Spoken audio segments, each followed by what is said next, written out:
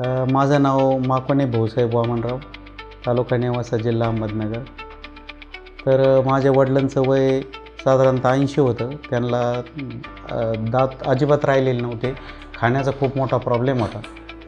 तर आम्ही औरंगाबादला गेलो. तिकडं 2-3 हॉस्पिटलला सगळी माहिती घेतली आणि आम्हाला चार्जेस पण जास्त सांगितले आणि आम्हाला समाधानकारक वाटलं नाही. त्याच्यानंतर आम्ही पुण्याला गेलो. पुण्याला पण 2-3 डॉक्टरचं मत घेतलं सगळं. तर आम्हाला काही गावातून आमचे अनिल टेमक, बाबासाहेब होन यांनी जी माहिती दिली त्यानुसार आम्ही श्रीरामपूरला आलो.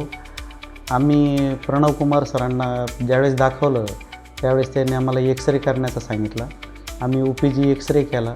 त्यानंतर सरांनी एक्सरे पाहिल्यानंतर फुल माउथ